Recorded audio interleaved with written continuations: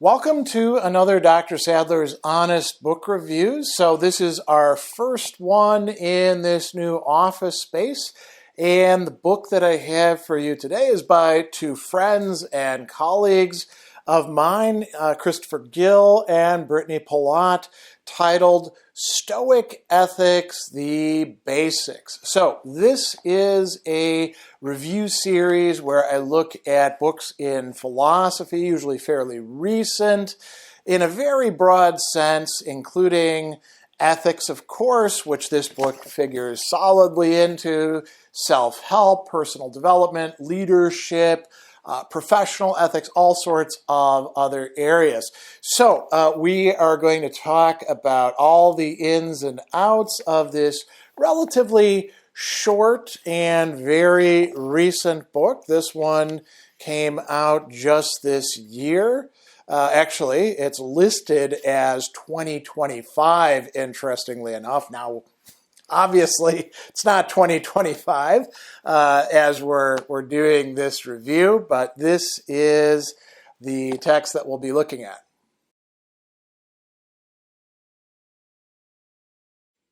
I always like to begin with the three big S's: style, structure, summary. So why don't we begin with a summary first, since very nicely they provided us with one on the first page of the text. I'm actually going to read it to you because it's very succinct and I think quite helpful.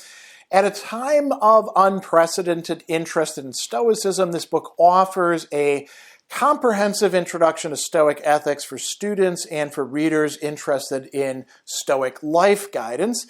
It combines an explanation of the main philosophical ideas in ancient Stoic ethics by Christopher Gill, with discussion of how to put these ideas into practice in our own lives by Brittany Polat. The first 7 chapters examine central Stoic ethical claims and the questions raised by their claims, including why does our happiness in life depend solely on virtue? Is ethics grounded on nature? And if so, does this mean human nature or the natural world? What is the connection between gaining ethical understanding and relating properly to other people? What counts as right action? And how do we learn to make good decisions? And then, what is the proper place of emotion in the good life? The 2 final chapters discuss the significance of these Stoic ideas for modern thought, especially for virtue ethics and environmental ethics, and the Stoic contribution to guidance on living. So, yeah, I think that's a decent enough summary. It's got a little blurb about Christopher Gill and Brittany Polat, both of whom have PhDs. Christopher Gill in philosophy, Brittany Polat in applied linguistics. Both of them have written a lot. Christopher Gill, obviously, is a major scholar in the history of ancient philosophy. Brittany Polat is one of the founders of Stoic care. So, you know, there's a lot of good background, let's say, to both of these people. And we'll talk about style. So it's very readable. Not a surprise if you know either of these authors. And there's not a huge change in, let's say, the way things sound, the way things read from the sections that Chris Gill is writing to the sections that Brittany Polat is writing. That's something you always want to see in co-written books. You don't want it to be stuff that's just kind of cobbled together. It really does fit well, I would say. They gelled quite, cohesively, harmoniously, if you want to use a Stoic term. That comes up a lot in it, as 2 authors working together.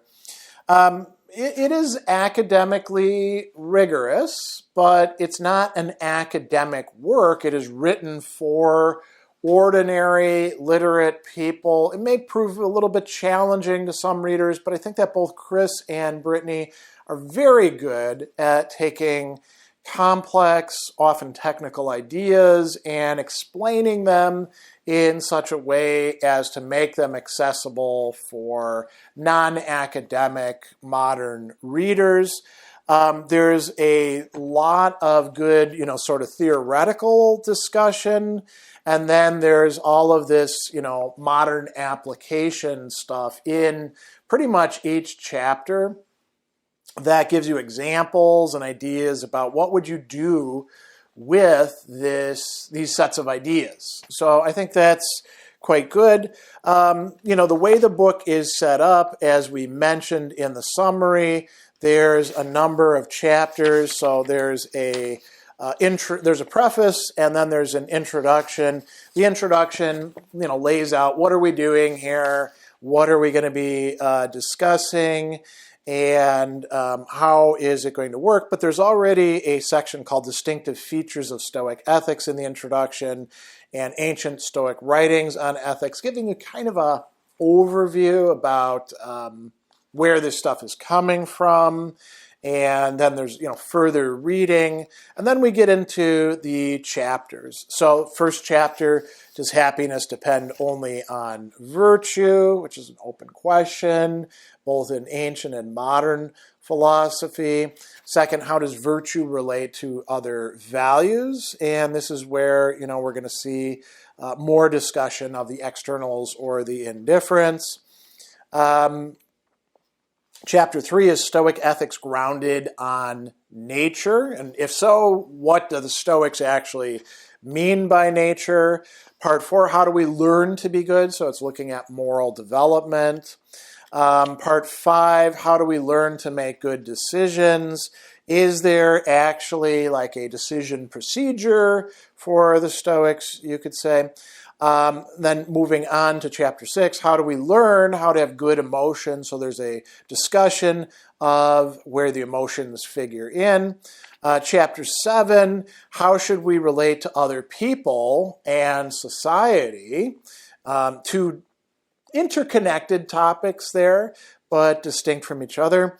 And then we're starting to get close to the end. Chapter 8, what does Stoicism contribute to modern virtue ethics and life guidance? And then finally, chapter 9, what does Stoicism contribute to modern environmental ethics? So those are the topics, the broad topics that are being discussed. There is also a glossary and an index, which is very nice to have. Also references, too, for a book like this. So the glossary includes some terms that are specific to Stoicism, like, for example, eupathei, the good emotions. Some are broader and rooted in ancient philosophy, like eudaimonia is happiness, or ethos and athos.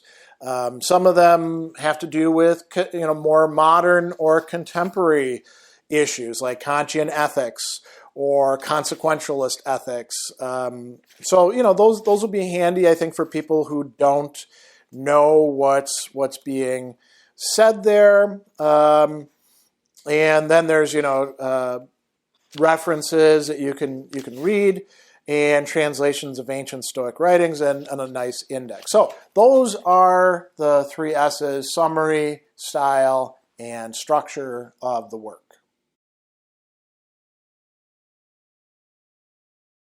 All right, so what are some of the key ideas that are being grappled with in this work? I would say that one of the overarching ideas is that Stoic ethics is something that can be learned and practiced by the ordinary person, but it will lead to an extraordinary kind of life. And, you need sort of a guide for how to get there. I think that this book is best understood not as a new handbook as such, but as an entry point, a way of getting into the classic Stoic texts with a bit of hand-holding and example giving, and giving you the map, telling you where are you going if you start reading Seneca or Marcus or Epictetus or Cicero's works, or these other ancient authors.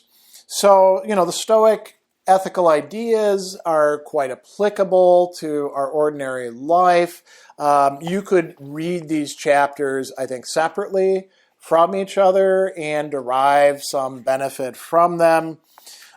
Each of them provides you with ways that you can rethink that aspect or area of your life in a way that's aligned with Stoic ethics. Clearly, virtue, absolutely central to Stoic ethics. It's actually incorrect, and this is a bit of a side note, to say that Stoicism is a doctrine that says that virtue is the only good, which Polat and Gill don't fall into. So that's great, because virtue is absolutely central, but there are other good things besides virtue, which you can say participate in virtue or are connected with virtue. So virtue is going to be this central star, you could say. And that leads us into thinking about other goods. And so that chapter 2, talking about virtue and other values, the Stoics use these technical terms like externals and indifference. How do those relate to virtue? How are they connected with it? They're not totally separate, but no matter how many of these preferred indifference you add up, it doesn't make you happy. It doesn't lead you to a life of virtue. You do need to have the 4 cardinal virtues of wisdom, justice, temperance, and courage. The discussion of the connection to nature, so the Stoics, they often use phrases like being in accordance with nature, being in harmony with nature. And as Gill and Polat point out, we have to think of this in terms of, as the ancient Stoic said, the nature of the cosmos, but also distinctively human nature, not human nature at its worst or at its average, but human nature as it could, in fact, be developed. So that's a good point of view to bring up. Moral development, the book does focus on that. They frame it in terms of ethical development, moral, ethical synonyms that we can use. How does that work for Stoics? What does moral development actually look like? And do we have to become ideal sages in order to do anything good with Stoicism? Like most modern Stoics, Gill and Polat are going to say, no, you can be somebody making progress, a prokopton, a proficientes, and you'll be doing a good job for yourself. There's a good bit of discussion of role ethics, which is something not unique to Stoicism, but definitely playing a significant role, pun intended there, in Stoic ethics. And so that's being explored through not just Epictetus, who's sort of the natural person to go to, but other people as well, particularly Cicero's On Duties, Book 1. You're going to find some interesting discussion of the emotions, looking at how the emotions are distinguished and defined by the Stoics, how we develop as emotional beings, how therapy for the emotions, particularly anger, can be carried out, and also what the good emotions are. There's this mischaracterization, as I think many of you know, of the Stoics as being unemotional, turn your emotions off. That is clearly false and at odds with actual Stoic texts. And so they discuss these, good emotional states, the eupatheiae. The notion of living in society with other people, that's a important part of the work. And there's a discussion about, this common framing of altruism and egoism, which we're going to talk a little bit more about in the next section of this, that I think is quite good. And, the goal of this is to ultimately provide, as they say, life guidance, which is kind of a nice phrase. I haven't seen that all that often, but guidance for life, that is what an ethics really ought to provide us with, if it's not just about solving little problems or, making decisions in the workplace. And then finally, there's a, entire discussion about environmentalism and, the challenges that this imposes on traditional understandings of Stoicism coming from the original Stoic texts, which are anthropocentric. And we're never going to not be anthropocentric, we could say, but do we want to have a good one? Or do we want to have the sort that's like, we can do anything we want because we're rational beings, screw the environment, screw the animals, screw the plants, we don't want that. That would be contrary to what Stoicism properly understood would present us with. And so that's, some of the key ideas that are being discussed within this work. On a personal note, whenever I get a book by people who I know, particularly if it's people who I not only know, but respect and like and routinely interact with, I'm always hoping the book is going to be good because these are Sadler's honest reviews. And if I think something isn't good, I do have to point it out. So there's a lot of good things in this work, and so I'm very happy to tell you about those. To begin with, it's very competent, well-researched, and I'd also say well thought through. And so it's one thing to have the scholarly intellectual chops, to have put in the work, as we say. It's another thing to have thought about, okay, how can I articulate these things for a contemporary audience who doesn't know as much as I do, so as to lead them, stage by stage, bit by bit. And both Gill and Polat are really great at that. And I think when you put the two of them together, it gets even better. So this is a book that you can give to somebody, I would say, who doesn't know anything about Stoicism, and provided they're reading it and not, coming in with preconceptions that they won't let go of, they will get a lot of benefit out of this. So this could actually be a great holiday gift for people. It's pretty small. You could actually stuff this into the proverbial stocking. And, there's some other really good things as well. I think that, there's some things about Stoic philosophy that are sometimes a tough sell or hard to explain. And they do a good job on the whole in presenting that. And again, they're both experienced interpreters of Stoicism for people who don't know as much about it. I think that there's a couple discussions in here that I really liked. So is Stoic Ethics grounded on nature? There's this really interesting discussion of 4 types of presentation of Stoic ethics. Type 1 is ethical concepts, type 2, human nature, type 3, contextualized nature, and then type 4, cosmic nature is an ethical ideal. And they give examples of each, and they talk about how this would work together. So, I think that's pretty good. And then they apply this to contemporary ethics as well.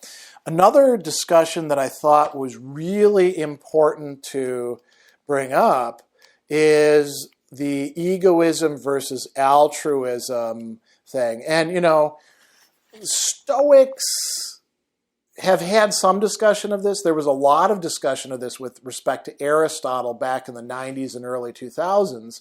Particularly with respect to his discussions of friendship. And it was kind of out of place because these categories of egoism versus altruism are a very modern way of looking at things and kind of a blinkered way, I would say, or a blindered way.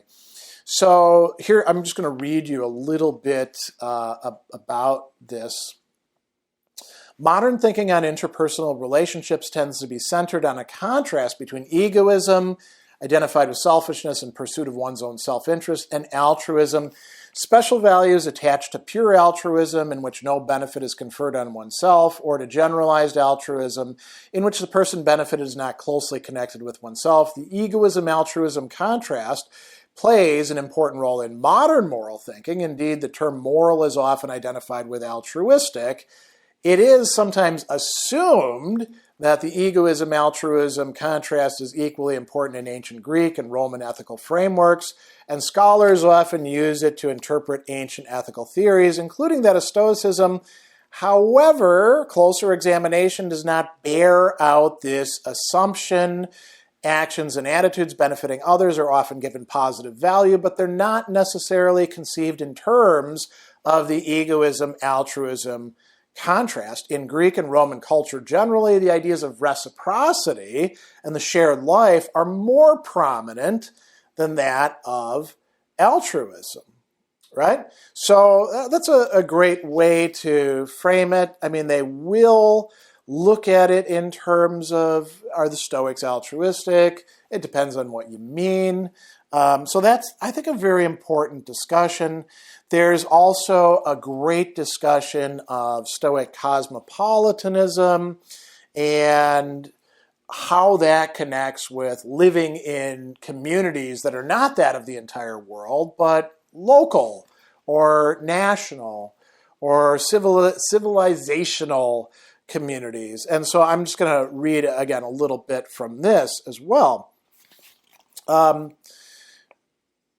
They bring up that examples show the idea that we're members of two kinds of state, our political nation and the universe treated as a kind of state. Seneca uses this image to refer to the contrast between leading a life of political involvement and one of philosophical theory, including understanding the nature of the universe and its ethical significance. He argues that both options are valid in Stoic terms as long as both kinds of life are used virtuously and in a way that benefits others. Marcus Aurelius does something similar and goes on. In suggesting he aims to benefit both states, Marcus conveys that he aspires to meet both standards by the same kind of activities, by being a good emperor and a good human being. So, for both Seneca and Marcus, the ideal of cosmopolitanism, that is, being a citizen of the universe, is ethically compatible with leading an engaged political life. Cosmopolitanism does not replace engagement in normal conventional states, though it adds a new layer of understanding of the ethical principles underlying our social involvement. I think that's pretty good. That's a great way to express how these two come together. And notice, what allows them to harmoniously come together is development of virtue, something that's absolutely key in Stoic ethics. I think that the discussion of the environment is also not only very good, but clearly needed. I would say that this is one of the things that Gill has been pushing particularly hard in recent times in his works, and so this makes a lot of sense. And, I think that sometimes we get bogged down in saying, well, maybe we expand the Heraclean circles so we include animals and plants, even though they're not rational beings, or maybe we expand the understanding of rationality. But I'm going to read this passage. One of the relevant features of the Stoic worldview is that nature constitutes an interconnected system in which each of the different component parts contributes to sustaining the existence of other parts as well as the whole. So, the idea is that things don't just have their value in themselves or as qua-rational beings or stuff like that. They have their value as parts of a whole, and oftentimes ancient Stoics didn't really recognize, as well as we can do today, how interconnected all these different living and even non-living things can be. So I think that's an important discussion to have. It's a great work overall. So I'm quite happy with what I've got in my hand right here. Is there anything problematic about the work? I wouldn't say there's anything bad about it. There are some places where I read some things and I'm like, okay, so that's a choice, and I don't know that I completely agree with it, or where there's something maybe left out of the picture that might be demanding a bit too much out of a book that really, if we leave out the glossary and stuff like that, has 148 pages of content. As I mentioned, it's not meant to be like the single handbook for all of Stoic ethics. That would have to be a much thicker work. But there are a few things where I'm going to point out, let's call them quibbles. So the first one actually has to do with texts. In the introduction, at the end of it, they suggest some readings for you. And it's, pretty good set of readings, but when it comes to the translations of Stoic writings, I'm a little bit puzzled to see that we have 1, 2, 3, 4, 5 works of Cicero. Now, granted, two of these, two sets of these are different translations by different people, but we have a lot of Cicero. Seneca, the one work is Letters. Seneca is the Stoic author from whom we have the most as far as available writings, way more than Marcus, Epictetus, let alone Musonius Rufus, Heracles. Seneca is one of our main sources, and only the Letters are mentioned here as something one should read, not on anger, not on benefits, two longer works, not on the happy life, on tranquility, So I don't know why they didn't include that. And, when we look at the references of translations of ancient Stoic writings in the back, we see the same thing, just letters on ethics. So that's a little confusing to me. There's a claim that's made early on that ancient virtue ethics is centered on agents, their qualities and lives, rather than actions. I don't know that that's really the case. It seems like actions do get assessed quite a bit. For example, in Aristotle's Nicomachean Ethics, he gives examples for the different virtues and vices. Here's what it would look like. The Stoics certainly consider actions quite a bit. So, that seems a bit off to me.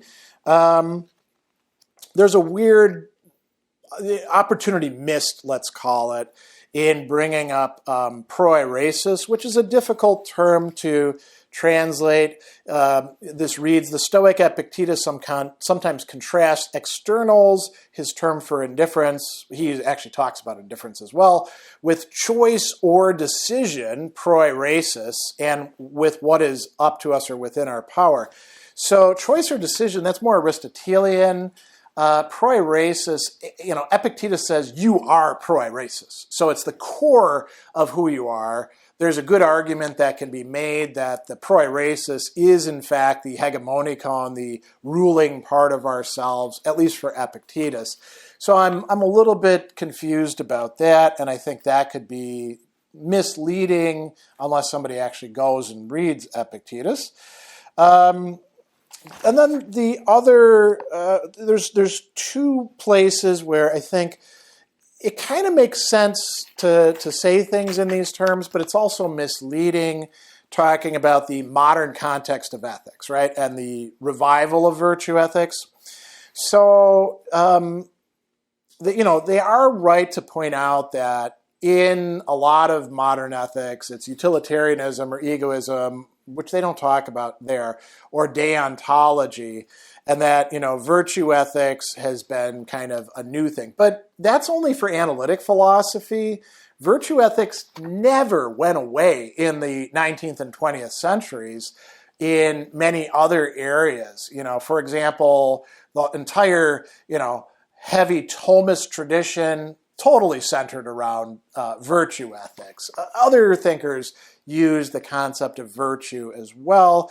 And, they're going to say here, an important strand of modern virtue ethics is based on Aristotelian ethics. This approach has a good deal in common with Stoic ethics. Certain thinkers in this strand follow Aristotle and Stoicism in incorporating ideas of nature into their ethical framework. These thinkers are Elizabeth Anscombe, Philippa Foot, and Rosalind Hursthouse. Yeah, that did happen many decades ago. There's a lot of other people engaging in virtue ethics, including Chris Gill, right?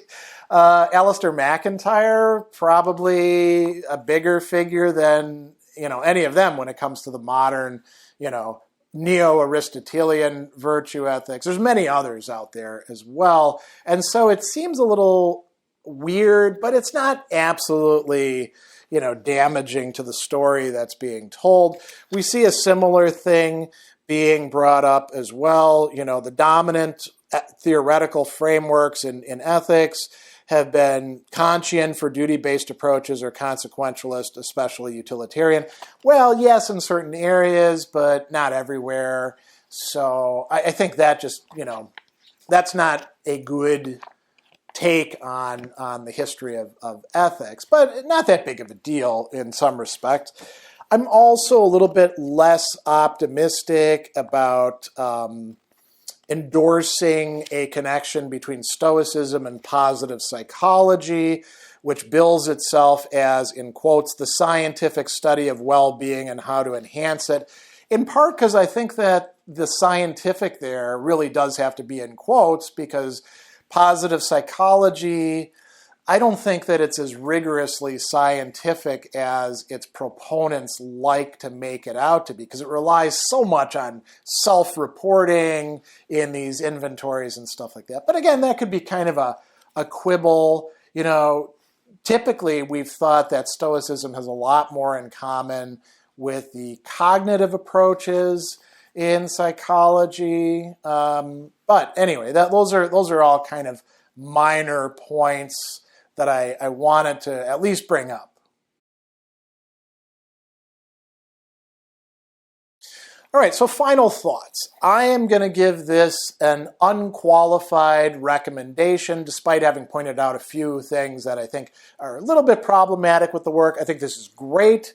I think that this is a work that you could give to somebody who doesn't know much about Stoicism, may not even be that interested in it, and I think that this won't transform them overnight, but it will certainly give them a good grounding, an accurate, thoughtful grounding in the key ideas of Stoic philosophy, how they connect with each other, and how we might apply them in our day-to-day life, whether in relationships, in our neighborhoods, in our political life, in our workplaces. So I think it's a great book, and I recommend that you get your hands on a copy and check it out.